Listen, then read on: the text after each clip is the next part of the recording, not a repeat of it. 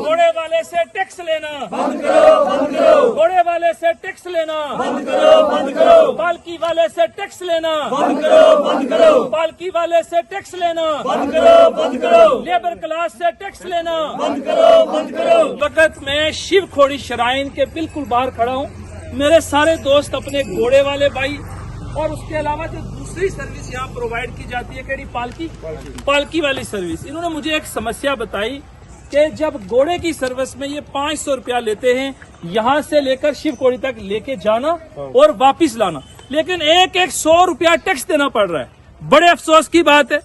क्या shrine board के पास पैसे की कमी है कि इस लेबर क्लास से, ये जो हमारे भाई घोड़े से काम कर रहे हैं, जो पालकी से मजदूरी कर रहे हैं, यहाँ के लोगों को सर्विस प्रोवाइड कर रहे हैं, उनसे भी आप श्राइन बोर्ड 100 रुपया घोड़े का और पालकी वाले का कितना है 200 रुपया।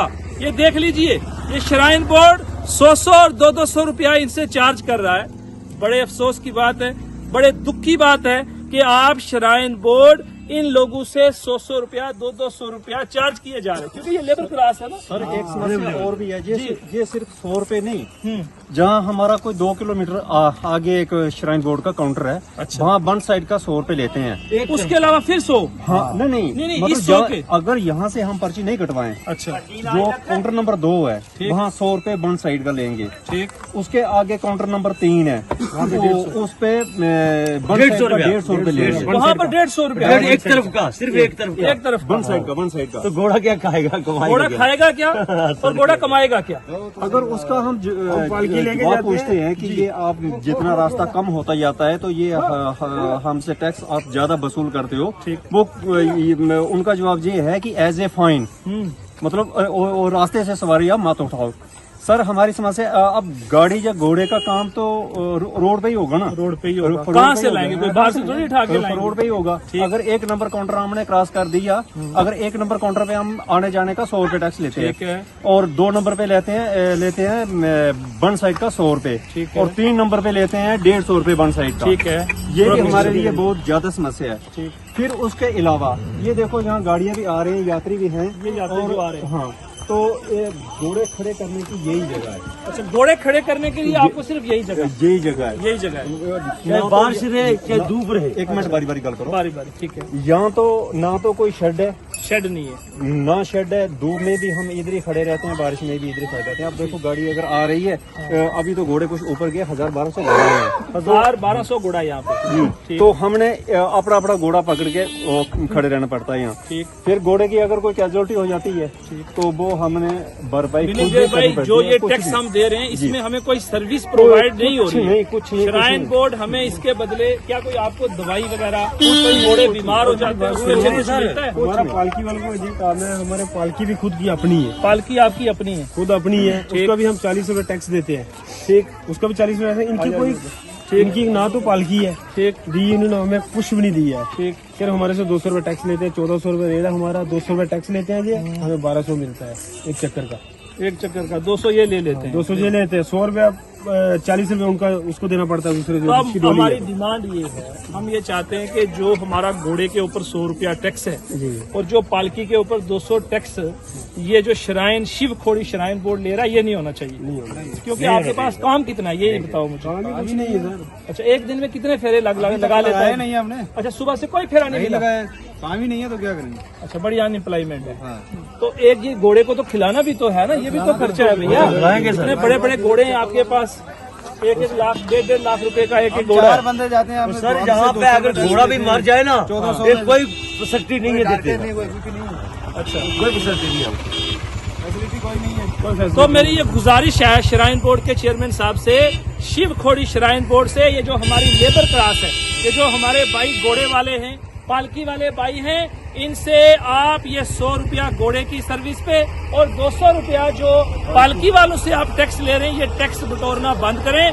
श्राइन बोर्ड के पास पैसे की कोई कमी नहीं है, श्राइन बोर्ड के पास अरबों रुपए हैं, लेकिन ये जो लेबर क्लास है, ये गरीब लोग हैं, जो यहाँ पर हमारे हिंदुस्तान से आए हुए जो टूरिस्ट हैं, जो श्रद्धालु यहाँ पर आते हैं, आए दिन यहाँ पर आते हैं, उनको ये सर्विस प्रोवाइड करते हैं। अगर घोड़े वाला नहीं होगा, पालकी वाला नहीं होगा, तो श्रद्धालु कैसे पहुंचेंगे शिव खोड़ी तक?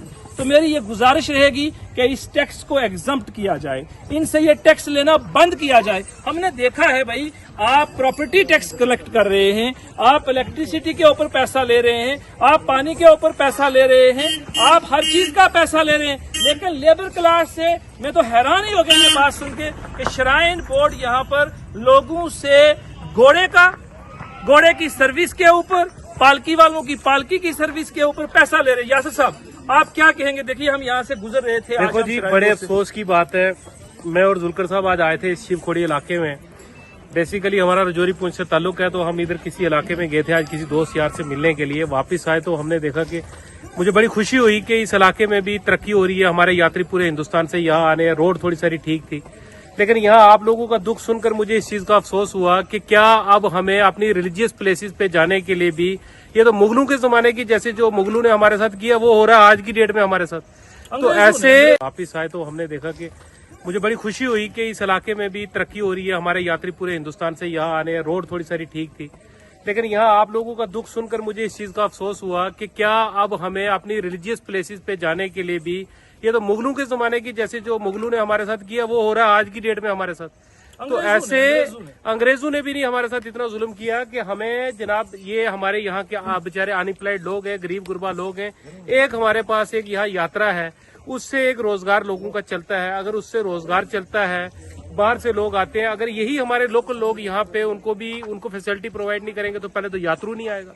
यात्रु आता है तो उसको जो फैसिलिटी प्रोवाइड करवानी है, क्या इतने बड़े सारे घोड़े को कुछ खिलाना नहीं है, और उसके बावजूद यहाँ पे ये रोड पे खड़े हैं, इनको कोई फैसिलिटी नहीं। या तो हो ना कि आपने कोई उनको रजिस्ट्रेशन दी है, उनकी कोई फैसिलिटी प्रोवाइड की है, या उनको कुछ आप प्रोवाइड करवा रहे हो, ऐसा आप कुछ नहीं कर रहे हो। और सिर्फ इन गरीब लोगों से भी आप इनकी खून पसीने की कमाई, जो आदमी पालकी पे एक बंदे को उठा के किसी यात्री को लेके जा रहा है, आप उससे उसकी कमाई का हिस्सा खा रहे हो। शर्म आनी चाहिए। मुझे तो ये समझ नहीं आ रही ये कौन लोग हैं जो इसको हेड कर रहे हैं, ये कौन लोग हैं कि जो ये बैठ के ये जो नीतियां बना रहे हैं, कौन लोग हैं? ये पैसा आप इकट्ठा करके क्या करते हो? चेयरमैन साहब की गाड़ी, एसी वाली गाड़ी, और उसका जम्मू के मीटिंग्स के होटल्स के पैसे इकट्ठे होते हैं यहाँ रुपए। यासर साहब, श्री माता वैष्णो देवी श्राइन बोर्ड है, नहीं, यहाँ पे भी अरबों रुपया। तो ये लेबर क्लास है यार, ये लोग जो अपना घोड़े के साथ अपनी जिंदगी के रोजगार को लेके चल रहे हैं, यहाँ सबसे बड़ी बात रोजगार प्रोवाइड करने के बजाय उल्टा जो प्रोवाइड कर रहे हैं। मैं कह रहा हूँ मजदूरी के ऊपर टैक्स है जनाब, मजदूरी के ऊपर टैक्स लगाया जा रहा है यार, ये तो अफसोस की बात है, ये तो नहीं होना चाहिए। तो एटलीस्ट हम सरकार से ये गुजारिश करेंगे, और बिलखसूस हमारे जो शिव खोड़ी श्राइन बोर्ड के चेयरमैन साहब हैं, उनसे मैं गुजारिश करूंगा कि ये टैक्स लेना एटलीस्ट मेरे घोड़े वाले भाइयों से, पालकी वाले भाइयों से लेना बंद करें। इस किस्म का जुल्म और ज्यादती नहीं बर्दाश्त की जा सकती। ये बड़े दुख की बात है, ये अफसोस की बात है। अगर इस पे कोई संज्ञान नहीं लिया गया तो हम जनाब आज इस वीडियो के माध्यम से ये गुजारिश करेंगे कि being the youth of Rajouri Poonch, हम इस पे आने वाले दिनों में बात करेंगे और आपको बार बार इस बात पे सवाल करेंगे, आपको जवाब देना पड़ेगा, और आपको मुश्किल हो जाएगा यहाँ की लोकल पब्लिक को ये जवाब देना कि ये किस कैपेसिटी में आप लोगों की मेहनत मजदूरी की ये यहाँ पे हमें भाई मिले। ये कहते हैं सवेरे से हमने जनाब अभी तक कोई फेरा नहीं लगाया। जो घोड़े को तो खिलाना है, अगर उसने फेरा नहीं लगाया, घोड़े को क्या लेना देना है फेरे से? उसने तो अपनी जनाब जो दिन का उसका जो चारा आता है, जो फक आती है, वो तो उसने खानी है। और ये RS-पुरा से आती है। अगर कोई लोग बेसिक चीजें ये समझे, ये पॉलिसी बनाने वालों को ये पता चले कि यहाँ हमारे पास इतनी दान नहीं होती, हमारे यहाँ पे सिर्फ लोगों का छोटा मोटा ये फक जो आती है बेसिकली ये पंजाब से और RS-पुरा साइड से आती है, ट्रकों पे यहाँ लोड होके आती। एक टीन जो है 150-150 रुपए का मिलता है, और एक घोड़ा दिन का 3-4 टीन खाता है। तो ये कहाँ से आएगा ये पैसा? इसलिए आप ये जुल्म ज्यादती बंद करें, गरीब लोगों से इनको फैसिलिटी प्रोवाइड करें। ये धूप में खड़े हैं, यहाँ रोड के किनारे पे खड़े हैं, यहाँ हमारे पास जगह इर्द गिर्द कोई जगह अस्तबल बनाओ, घोड़ों के रुकने की जगह बनाओ। ये भी जानवर कोई वो थोड़ी है। बारिश है, तूफान है, आंधी चल रही है, और ये लोग इनके भी बैठने की, अगर कोई बंदा यहाँ से किसी यात्री को लेकर गया है, कभी इंसान की तबीयत ठीक नहीं होती, कोई अगर कोई अपनी कुछ सेहत ठीक नहीं होती, वो आके रेस्ट करे, आधा घंटा कहीं बैठे, चाय पीने पानी का इंतजाम हो, उसके लिए शौचालय का इंतजाम हो, इन सारी चीजों पे काम करें। सिर्फ आप इनसे टैक्स इकट्ठा करके अपनी एसी वाली गाड़ी में शहर में न घूमें।